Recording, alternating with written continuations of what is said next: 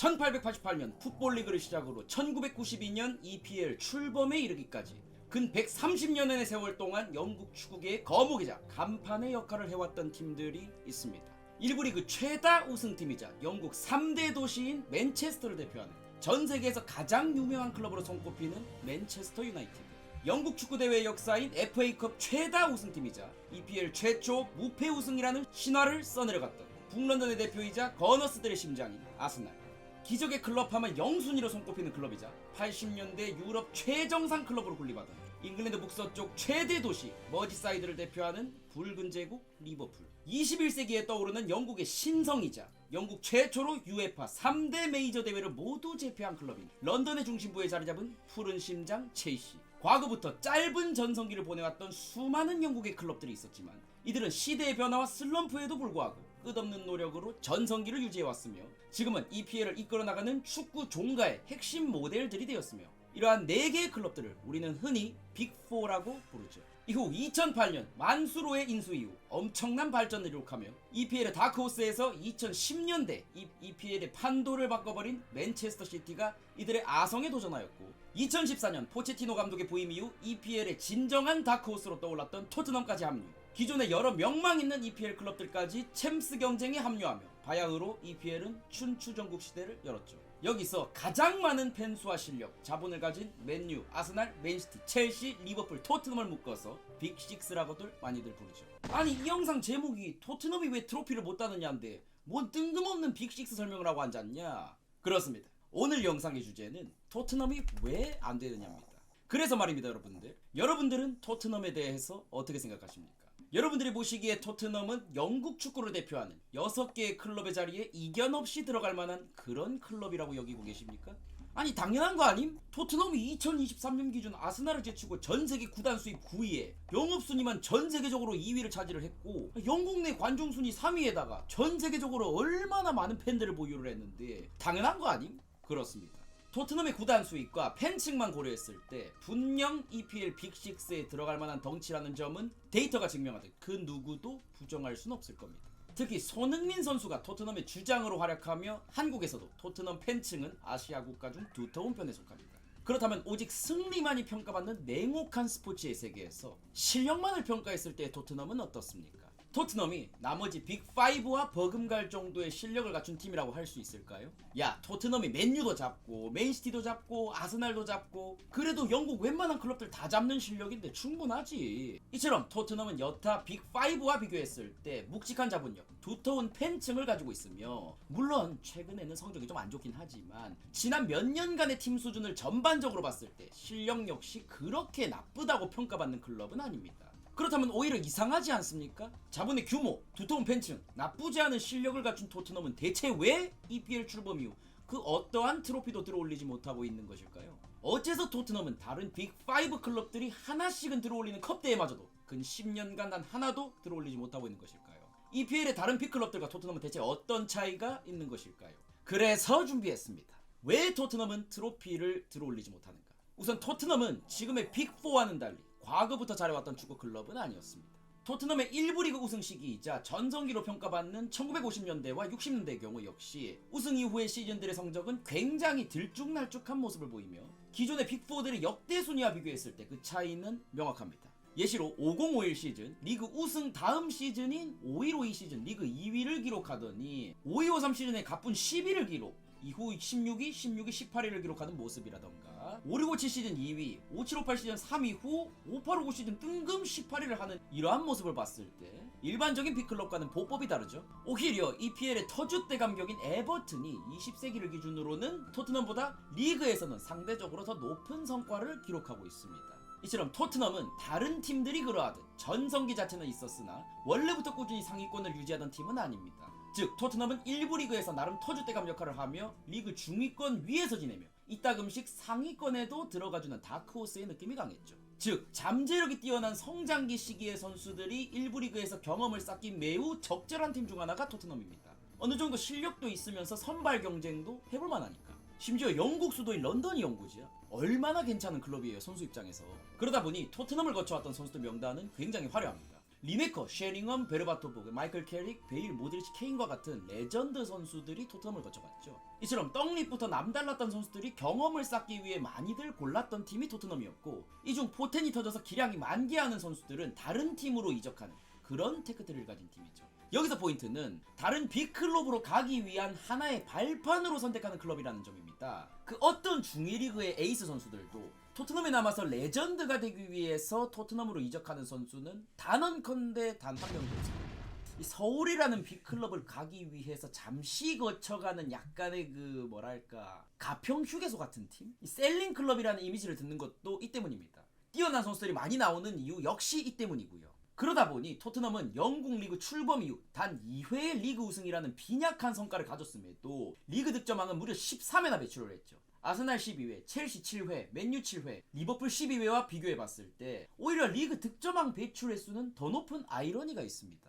또한 좋게 보면 인재들의 산실과도 같은 토트넘이지만 빅클럽을 가기 전 들르는 가평 휴게소라는 인식 때문에 많은 스타 선수들이 빅클럽으로 이적하는 것을 지켜볼 수밖에 없었고, 그러다 보니 토트넘의 성적은 자연스럽게 들쭉날쭉하게 되었죠. 선수가 이적하면서 생기는 공백들이 이러한 삐쭉삐쭉한 성적들을 형성했습니다. 이게 21세기 이전까지의 토트넘의 지위, 인식이었습니다. 그러던 2001년 영국의 유명 투자 회사인 ENIC 그룹이 토트넘을 인수하면서 ENIC 그룹의 상무이사였던 다니엘 레비가 토트넘 하스퍼의 회장이 됩니다. 참고로 당시 ENIC 그룹의 회장 조 루이스하고 이사 다니엘 레비는 모두 유대인 계열이었으며 회사 지분의 각각 7대2를 소유하던 사람들입니다.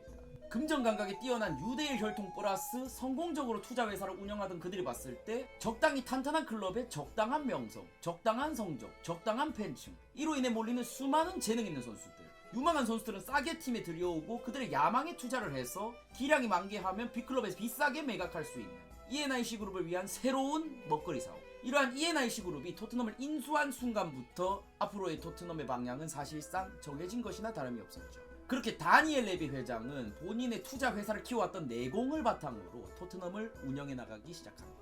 값싸게 구매해서 비싸게 판다는 본인의 투자 철학을 스포츠팀에 적용하기 시작한 것이죠. 토트넘의 선수 영입 방식은 매우 일관적입니다.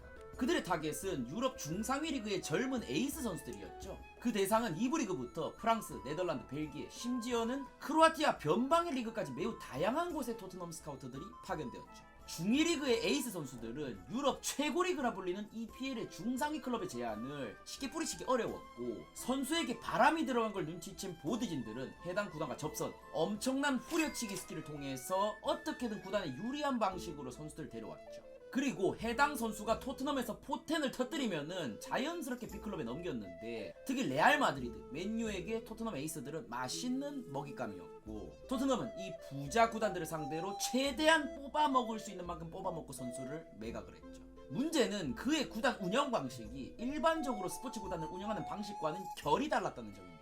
특정 포지션의 보강을 위해서 원하는 선수가 있으면은 무리를 해서라도 영입하던 다른 빅클럽들과는 달리 레비는 본인이 원하지 않는 거래는 절대로 하지 않았습니다. 그에게 있어 무조건 영입해야 하는 선수란 존재하지 않았어요. 회장님, 이적 시간 30분 남았습니다. 얘 영입 못하면 수비 빵꾸 난다니까요? 그래? 어쩌라고? 우리 있는 선수들 쓰면 되는 거 아니? 다이어 있잖아, 다이어. 아니 뭐함? 이처럼 본인이 원하는 거래의 선수들만을 데려오다 보니 토트넘의 뎁스는 다른 빅클럽들의 뎁스와 비교를 했을 때 상대적으로 얇을 수밖에 없었죠. 특히 이는 교체 선수 및 2군 자원에서 두드러지는데, 이 냉혹한 투자자에게 로테이션 자원들을 1군 자원만큼 투자를 하는 것은 매우 비효율적이라는 인식을 지울 수가 없었으며, 이로 인해 토트넘은 예전부터 1군과 2군과의 실력 차가 매우 심하다는 지적을 받아왔죠. 누가 한 명 부상당해버리면은 빵꾸가 너무 크게 뚫려버리는 거예요. 결국 장기전인 리그에서 초반에는 기세 좋게 치고 나갈지라도 후반에는 힘이 딸리게 되는 모습을 보여주게 되는 것이죠. 이는 선수를 팔 때도 마찬가지였는데, 기량이 하락한 선수들을 처분할 때도 본인이 원하는 조건이 아니라면은 절대로 처분하지 않았죠. 그렇게 쳐내야 할 실력의 선수들을 쳐내지 못하게 되는 경우 기량이 떨어진 선수들이 다음 시즌에 또 합류를 하면서 토트넘의 성적 하락에도 기여를 하게 되는 것이죠. 대표적인 선수들은 다이어, 벤 데이비스, 도어티, 라멜라, 시소코 같은 이런 선수들이 이에 해당을 했죠. 또한 전력 보강을 위해서 천문학적인 금액으로 선수를 영입하는 현 스포츠 시장의 행태들은 투자자인 그가 봤을 때는 너무나도 위험한 행위였습니다. 일반적으로 선수를 구매했을 때 해당 클럽은 일종의 리스크를 지게 되는데, 이러한 리스크에는 뭐 기량 저하, 부상, 다시 팔 때 제값을 받지 못하는 경우, 이런 것들이 해당이 되죠. 여기서 이적료가 커지면 커질수록 인적 자원을 거래하는 스포츠 시장의 특성상 이러한 리스크를 회수할 가능성은 크게 낮아질 수밖에 없었죠. 이 투자자들이 가장 중요하게 생각하는 덕목 중에 하나가 바로 이 리스크를 피하는 것이죠. 그에게 있어 선수 영입 하나하나는 이러한 리스크를 사들이는 것과도 같았고, 때문에 감독이 너무나 필요한 선수라고 읍소를 해도 그는 본인의 철학에 위배되는 거래 형태를 띈 선수 영입은 절대로 하지 않았죠. 이러한 냉혹한 투자자 레비의 경영하에 토트넘은 빅클럽들 중 유일하게 흑자를 내고 있는 클럽으로 평가를 받고 있죠. 2011년부터 2016년 5년간 프리미어리그의 모든 팀 중에서 유일하게 토트넘만이 이적 시장에서 흑자를 봤다라는 점을 봤을 때 이 레비 회장의 경영 수완을 좀 알 수가 있죠. 끝으로 레비 회장이 토트넘을 운영하는 핵심 철학은 현상 유지였습니다. 그의 기준에서 트로피를 들어올리기 위해서 돈을 펑펑 쓰는 빅클럽들의 행보들은 너무나도 리스크를 안는 행위로 보여졌습니다. 전력 보강에 돈을 크게 지른다라고 해도 트로피를 들어올릴 수 있는 가능성은 투자자인 그가 보았을 때는 현실적으로 낮은 확률에 투자하는 것으로 인식되었으며, 천문학적인 돈을 써서 천만다행으로 트로피를 들어올린다 해도 그 돈을 100% 회수할 가능성은 낮은 것이 현실이었죠. 선수들을 영입해서 불확실한 확률에 배팅을 할 바에는 차라리 경기장 같은 눈에 보이는 것에 투자하는 것이 레비 회장이 봤을 때는 훨씬 올바른 투자로 보였죠. 안 그래도 구단주인 조 루이스가 재정 지원을 해주지 않는 상황에서 불확실한 투자보다는 확실한 물적 차원에 투자하는 것이 그에게는 최선의 선택이었죠. 이처럼 구단 재정 안정화에 초점을 맞추고 리스크를 최대한 지양하는 레비의 토트넘은 리스크에 투자하며 전력을 보강하는 다른 빅클럽들에게 밀릴 수밖에 없었습니다. 이러한 토트넘의 성적 유지와 재정 흑자를 위해서 가장 중요한 사업이 결국에는 선수 영입이다 보니까 스카우터들과 단장 영입만큼은 굉장히 신경을 많이 썼습니다. 젊은 에이스 자원들이 토트넘에 계속 들어오기는 하니까 크게 성적이 떨어지지는 않되, 전력 보강이나 스쿼드 강화보다는 구단 재정에 포인트를 두고 리스크를 지는 행위들을 최대한 배제를 하다 보니까 상위권 도약이나 트로피 수성에는 한계가 있는 것이죠. 다른 빅클럽들은 뛰어난 선수들과 감독 영입을 위해서 물불 안 가리고 리스크를 감수를 하니까 그런 클럽들한테 안 밀리는 게 오히려 비정상이죠. 그런 비정상적인 상황이 벌어졌던 게 바로 1819 시즌이었던 거고, 이때 챔스 결승에 진출한 것을 돌이켜보면은 얼마나 운이 좋았습니까? 물론 운도 실력인 것은 맞지만은 당시 토트넘의 뎁스로 이 챔스 결승에 갔던 것은 엄밀히 말하면 기적에 가깝습니다. 이게 토트넘 사상 첫 챔피언스리그 결승 진출이었어요. 이 토트넘의 포체티노 감독이 선임되고 손흥민 선수 들어오고 손흥민 선수가 20대 전성기를 보내던 딱 그 시기가 21세기 토트넘의 최전성기 시절입니다. 대한민국 사람들은 손흥민 덕분에 21세기 토트넘의 전성기를 바로 옆에서 보게 된 것이죠. 그래서 지금 토트넘이 챔스권에 못 가고 중상위권에 있다고 팬들이 뭐라고 하기는 하는데, 그게 원래 토트넘의 위치입니다. 조롱하는 게 아니라 원래 토트넘의 순위가 리그 중상위권 수준이었습니다. 잘하면 챔스, 못하면 유로파도 못 가는 딱 그 정도의 팀이 토트넘이었던 것이죠. 손흥민 선수 얘기가 나왔으니까 또 말해보자면은, 다니엘 레비의 입장에서 손흥민은 하늘이 내린 금싸라기입니다. 400억의 레버쿠젠에서 데리고 와가지고 토트넘에서 가장 잘하는 선수 중에 한 명이 되었고, 아시아 시장까지 공략을 성공을 했으니까요. 심지어 팀에 대한 충성도도 높죠. 토트넘은 이런 선수들 덕분에 간신히 성적 기준으로 빅6의 자리를 유지를 해왔던 것입니다. 토트넘 팬들은 간혹 다니엘 레비가 물러난다면 토트넘이 강팀이 될 수도 있다라는 이야기를 하기도 합니다. 그렇다면 레비 회장이 토트넘을 떠난다면은 과연 토트넘은 자신의 한계를 극복을 하고 상위권 팀이 될 수 있을까요? 다니엘 레비의 짠돌이 근성 때문에 선수 영입을 제대로 못해가지고 클럽이 상위권을 못 가는 걸까요? 아니면은 레비 회장의 뛰어난 경영 능력으로 토트넘의 재정이 안정화되고 마케팅 능력으로 팬층이 확대되면서 그나마 빅6의 마지노선이라도 들어가 있는 것일까요? 실제 토트넘이 본격적으로 빅6 대열에 합류하기 시작했던 시기는 2009년에서 2010년 시즌이 기점이었는데, 해당 시즌 토트넘은 모드리치하고 베일이 전성기를 보내던 시기였던 점도 있었습니다만은 레비 회장이 토트넘을 경영하면서 재정의 안정화를 이룩한 것도 매우 컸습니다. 만약 다니엘 레비가 지금의 토트넘을 떠난다라면 토트넘은 그나마 강점이었던 구단 재정의 안정성까지 잃어버릴 여지가 있습니다. 즉 사우디의 대부호나 돈이 남아돌다 못해 썩어도는 스포츠 마니아, 가령 만수르 같은 사람이 토트넘을 인수하는 것이 아니라고 한다면 토트넘은 레비 회장을 당장은 벌어서는 결코 안됩니다. 엄밀히 말하면 토트넘의 선수 투자에 대한 지원은 구단주인 조 루이스가 돈을 푼다라고 하면 얘기가 달라지겠지만, 투자 회사의 리더였으며 유대인에다가 레비 회장과 같은 계열이라는 점을 볼 때 그 역시 구단 재정을 중점으로 생각할 인물이라는 것은 추측할 수가 있죠. 가장 포인트는 그는 축구 자체의 문외한이며 축구에 대한 애정도 없는 사람이라는 점입니다. 그러다 보니 당연히 미친 투자로 선수들을 구매해서 트로피를 노리는 기존의 빅클럽들의 스포츠 투자 방식을 매우 비상식적이라고 생각을 하겠죠. 이해를 못하는 겁니다. 그러니 클럽 경영은 레비에게 맡기고 본인 아예 신경을 끄는 겁니다. 신경 써봐야 본인이 할 수 있는 게 뭐 돈 푸는 거 정도밖에 없는데 그럴 사람도 아니니까요. 이런 인물이 구단주로 있으니 토트넘 팬들은 답답할 수밖에 없는 것이 현실이죠. 만약 ENIC 그룹이 아닌 만수르 같은 사람이 토트넘을 인수했었다면 어떻게 됐을까요? 궁금하지 않습니까? 궁금하면 고개를 들어 첼시를 보면 됩니다. 첼시 역시 20세기만 하더라도 그렇게 대단한 팀은 아니었습니다. 1부 리그 터주 떼감이기는 했으나 지금의 명성을 가진 팀은 결코 아니었죠. 구단 재정이나 인기도 여타 빅클럽들에 비해서 탄탄한 편도 아니었으며 1부 리그 우승 횟수는 오히려 토트넘보다 낮은 1회에 불과했죠. 그랬던 첼시의 러시아 재벌 아브라모비치가 들어서면서 스쿼드를 보강하고 뛰어난 감독을 데려오며 성적을 내기 시작하면서 팬층도 두터워지고 지금의 빅클럽이 된 것입니다. 즉 첼시는 럭키 토트넘의 예시라고도 볼 수가 있습니다. 심지어 같은 런던을 연고지로 하죠. 접근성도 좋기 때문에 선수들도 편하게 이적에 응할 수가 있습니다. 연고지가 도심인지 지방 총구석인지 뭐 이런 부분들도 이적을 하는 선수들 입장에서는 꽤나 민감합니다. 토트넘은 오히려 이런 부분에서는 장점이 있는 것이죠. 만약 첼시가 아닌 토트넘의 아브라모비치와 무리뉴가 왔더라면은 지금 첼시의 위상은 토트넘이 가졌을지도 모를 일입니다. 그러나 레비 회장이 아주 융통성이 없었냐라고 하면은 그렇지도 않습니다. 포체티노 입성 이후 데스크 라인을 앞세워서 전성기를 보내기 시작할 무렵에는 레비 회장도 클럽 레코드로 선수를 데려오는 등 전력 보강에 힘을 보태주기도 했습니다만 큰맘 먹고 질렀던 자원들이 죄다 똥을 싸버릴 줄은 몰랐겠죠. 괜히 자기가 하지 않던 행동은 안 하는 게 낫다라는 것을 가장 뼈저리게 느낀 사람이 레비였을 겁니다. 그러니 앞으로도 레비는 본인의 구단 경영 방식에 더욱 확신을 가지고 토트넘을 운영을 하겠죠. 결정적으로 토트넘의 조소기업적인 대우 방식도 문제로 손꼽힙니다.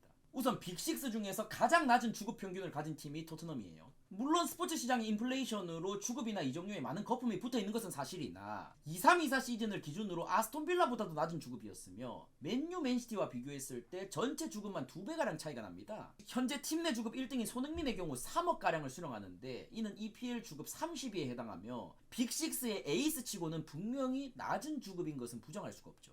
EPL 최고 스트라이커로 불리던 케인의 경우 3.3억의 주급을 수령을 했었는데 미넨으로 이적 후 주급만 2배가 뛴 사례가 있습니다. 이러한 팀 내 에이스에 대한 대우도 타 팀과 너무나도 큰 차이를 보이다 보니까 대다수의 토트넘의 에이스 선수들은 진작에 더 큰 클럽으로 떠나버렸으며 B클럽급의 실력을 가졌음에도 끝까지 토트넘에 남아있던 선수들은 정말 굳이 따지자면 손흥민 선수밖에 없습니다. 그마저도 지금은 30대에 접어들면서 토트넘은 재계약마저도 1년 단위로 끊으려고 하고 있죠. 정말 하나같이 다 팀을 떠났습니다. 이 토트넘이 리그 최다 득점왕 배출 클럽이라는 점이 이를 더욱 부각을 시키죠.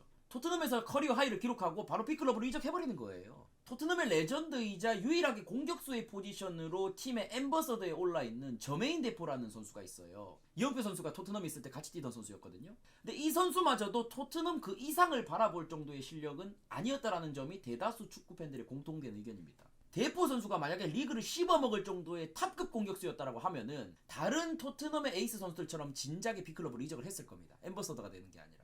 아무튼 지금껏 설명드렸던 모든 요소들이 콜라보되면서 나온 결과물이 지금의 토트넘의 현 주소입니다. 제가 축구를 본 이후로 정말 많은 팀들을 봐왔지만은 팀의 성적이 좋고 나쁘고는 다 그만한 이유가 있었어요. 그러면 너가 생각하는 토트넘이 트로피를 따는 팀이 되려면은 어떻게 해야 되냐? 지금의 토트넘으로도 뭐 리그컵이나 FA컵은 충분히 들어올릴 수 있습니다. 우준하게는 아니더라도 간헐적으로는 들어올릴 수 있는 전력의 팀이라고 생각을 해요. 다만 챔스나 유로파, 리그 우승과 같은 비기어에 도전하는 팀이 되려면은 우선 ENIC 그룹에서 토트넘은 벗어나야 합니다. 그리고 스포츠에 관심이 많은 대부호가 토트넘을 인수를 하고 클럽급, 아니 못해도 나겔스만 사이즈의 감독을 섭외, 스쿼드를 싹 갈아엎으면서 못해도 5년간의 리빌딩의 과정이 있어야 할 겁니다. 만수르의 취임 이후 맨시티가 어떻게 성장을 했는지, 리중딱 소리를 듣던 리버풀이 클럽의 부임 이후에 어떻게 성장했는지, 아브라모비치의 취임 이후 첼시가 어떻게 B클럽의 반열에 올랐는지, 이런 주변 팀들의 발전을 교훈 삼아 토트넘 역시 이를 따라가야 할 것입니다. 그러면서 토트넘이 B클럽으로 거쳐가는 가평 휴게소라는 인식을 박살을 내야 됩니다. 그렇게 B클럽의 뛰어난 선수들이 토트넘에 기꺼이 이적해오는 그러한 팀이 되었을 때 비로소 토트넘은 실력적으로 B클럽의 반열에 오를 수 있을 것이라고 생각합니다. 여러분들의 생각은 어떤지 댓글로 남겨주시면 감사드리겠습니다. 풋볼 은대리였습니다.